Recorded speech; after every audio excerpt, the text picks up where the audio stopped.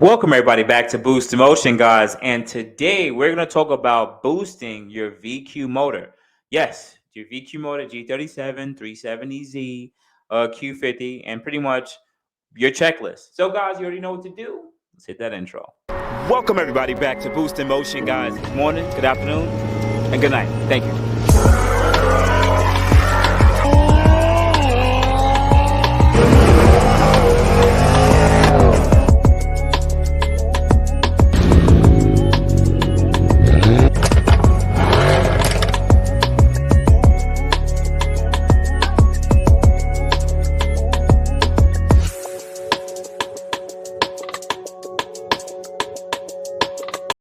Welcome everybody back. Welcome everybody back to the channel. If you are part of the Boost Motion channel, guys, you already know what to do. Hit the like button, guys, if you're already subscribed. Please and thank you. Now, if you are new to this channel, watch this video and watch some other videos. And if you do like it, please subscribe to the channel. All right, let's go. Let's jump into it. So this series is me honestly just giving away all this free game because honestly, I want to help out all my VQ, my VR guys, my Infiniti guys, my Nissan guys, because I've been in this platform so much.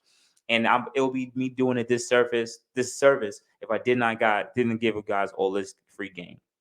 Now, let's jump right into it. You got a VQ motor, you got a G37, you got a 370Z, you got a Q50, or any other 3.0 or 3.7 motor, right?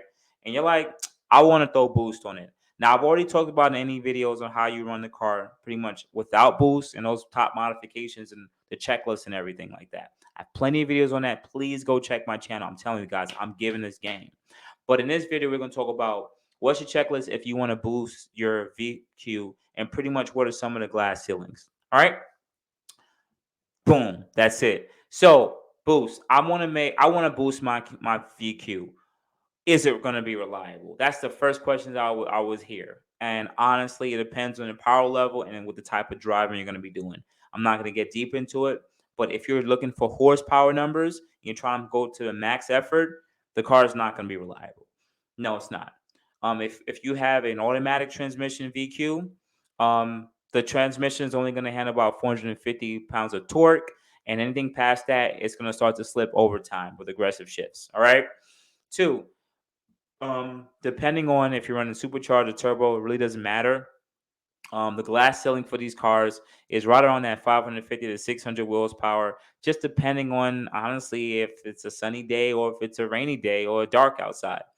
You may spin a bearing, you may lift the head. The tuner could do as much as he can, but if you're beating on this car, the VQ motor isn't built for that. It is a high compression motor, but it's not built for boost. Now it can deliver some good, quiet enough power under boost, but doesn't mean it's going to be reliable. There's people I know who are making 450 wheel, pop their motor, and people who made close to 650 wheel stock motor and popped it. So it all depends on abuse, but it's still at some point going to go. All right. So boost. So I mean, you already told me all the bad things, but like, all right, cool. But let's say I want to just keep it a cool 500 wheel, 550 wheel. What are some of the checklists? What do you need to do? Well, first thing you're gonna need to do is upgrade your in-tank fuel pump. The fuel pump on this car stock it just cannot deliver enough fuel pressure for the injectors. So you're gonna have to upgrade your fuel pump. Number two, you're gonna have to upgrade your injectors. I would always recommend going overkill with injectors. There's different series injectors you can go with, like 1300 cc's, anything of like above 1000 cc's or 93 fuel, maybe even the 85 should be suffice, should be good enough, right? What's the next thing? You're gonna need the third thing. You're gonna need a flex fuel kit. The reason why you're gonna need a flex fuel kit is the tuner is gonna need to know, and you're gonna need to know how much E85 is running your tank if you're running E85. If you're choosing not to run E85, you do not, repeat, you do not need to get a flex fuel kit. So that saves you some coin. The next thing that you guys are gonna need to do all depends on also, well, if you guys are gonna be running E85, you're gonna have to get a return system. Pretty much, this just keeps consistent fuel pressure, fuel flow. Pretty much, it's just a fueling system upgrade that you're gonna need. These fuel systems could be between I think $1,000 to $1,500, but you're gonna have to add this if you're running E85 because you're going to need it. Period. I'm saying again, you're going to need it. So you're going to need a return system, fuel system for your VQ motor. Next thing I would add is, well, of course, you can't do all this to your fuel system, because I believe that you guys should always get all these checkpoints first before you get your actual unit. So I would recommend doing all of this fuel system stuff, except for the injectors necessarily, until you get the actual the turbo or the supercharger. Now that you've done all of this stuff, the fueling system's good to go. You got that stuff ready. You got your injectors. You're like, all right, let's add boost to this car. Now there are different kits out there. I'm not going to really drop the companies' names, but you do have the supercharged kit that's out there and modified by different companies. Just to drop some Top Guns, Soho, and Stillen himself. Um, Also, if you don't want to go supercharged, you can go single turbo. Some people have the single turbo that's in the engine bay, or mid mount turbo, which is kind of it's under the motor, kind of right where the cats are. And some people have rear mounted turbo, where they have a single turbo in the rear of the car at the back of the car, where the piping comes to the front. Now you can choose between those three or four or five companies. They're all going to give not similar results, because all of them will spool a little different. Some will use different turbos and everything like that. And supercharger and turbocharger just deliver power a lot differently. It's really up to you guys. But what I would say is this: if you go with a supercharged system, it's a little bit easier to control, and the simplicity of installing is super easy, because you don't have to drop the motor or anything. You just bolt it right up and you're good to go. Also, the power delivery is linear, so you're not getting a huge amount of torque low end. Like, you gain the torque and power usually higher end in the car. Now, turbos, of course, depend on the turbo sizing, and if it's a mid, front mount, whatever, they have the turbo, or even twin turbo when it sits on the side like AM competition. Um, the torque can hit at different levels at different parts of the RPM, and honestly, it'll be a lot more enjoyable ride. But honestly, the transmission will start wearing on a lot more, because that, once again, those transmissions are not built to handle that amount of torque. Also, on top of that, torque kills motors. Especially these motors, they can't take a crap load of torque. So this is where you may spin a bearing, or if you add too much boost, you may lift the head, and guys don't want these issues. But I'm just trying to give you guys a checklist on what you need to get done. So now that you got your pretty much your turbo, you got your supercharger, you can run the supercharger on 91, 93 and not have to sit. Once again, you don't need the fueling system. You really don't need those upgrades, right? You still have to upgrade your injectors. Still, even on 91 and 93 fuel, I don't. You once again, I would always recommend go overkill, because you never know, down the line you might want to go on fully 85. And if you already have the 1300 injectors, all you got to do is just add the return fuel system, and of course the flex fuel kit, of course.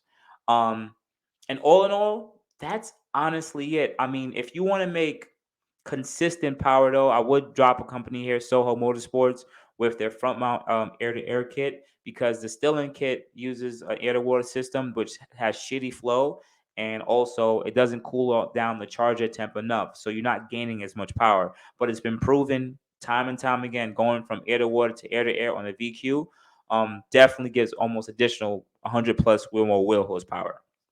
You're gonna need that kit. So I do put an honorable mention there for them. So shout out to Soul Motorsports for designing that. So lastly, I would leave it at here when it comes to pretty much the checklist: fuel pump, injectors, of course, boost. You definitely need that. Um, if you do want to run the 85 flex fuel, bigger injectors, and flex fuel, bigger injectors, and the return system if you're running the 85. And that's pretty much it. That's going to give you, depending on the size of the turbo or supercharger, it could be as low as 450 wheel. It depends on how the tuner wants to tune it low for you, or if the supercharger pulley size, whatever. Or it could be up to 550, 600 wheel, two on supercharged or turbocharged system. But once again, you're pushing right there close on how much you're going, whatever may lift your head or spin a bearing or whatever, or how much the transmission may take. And lastly, I'll add this honorable mention here too. If you do want to take care of the transmission slipping issues, if that does happen over time, you can do the cheaper route of going with the 2016 and up Q50 transmissions. Reason being is they can handle a lot more torque. They can handle about 550 to 600 pounds of torque, um, which is really good. and a lot more reliable. It'll take the abuse, but honestly, it doesn't mean now you turn up the boost and make 550 to 600 pounds of torque, because now the motor is going to go on the VQ. You don't want that. Of course, you would want to build it, of course. And lastly, if you're going to already drop the transmission and you already have your turbo supercharger installed, you're like, man, this 550, 600 wheel is just not enough. Take the VQ motor out, put some head studs, put some rods and pistons in that girl, change out the bearings, and boom, turn the boost up. And honestly, what I've been seeing consistently in the VQ platform, once they put the rods and pistons and do the heads, 700, 800 wheel all day, every day. You can go with the VR transmission or any built transmission, which could be $4,000 to $6,000 from another company, but the VR seems like it's a little bit more of a cheaper route. And boom, you can do it. That car will deliver boatloads of power. So I hope I gave you guys a checklist, a cheat code on how to make some good power in your VQ life. It all depends on if you even have a G37, 370Z, or any other 3.7. This is pretty much a cheat list. Yep. I really hope I helped you guys out. So outside, guys, you have a good morning, good afternoon, good night. Appreciate you always being with. I hope I earned you guys like. Please hit the like and share this with your other VQ friends, and hopefully I can help them on their automotive journey. So outside that, guys, you have a good day. I appreciate it. Thank you. Thank you, everybody, for watching. Do appreciate you guys. Love you guys very much. You can also check out the 2 links I posted for some of my other videos. Also, on top of that, if you want to purchase some boostinmotion merch, definitely check the link that I posted also. And finally, if you've been watching all my videos and you enjoy them, please hit the link to subscribe to my YouTube channel. Thank you. Thank you.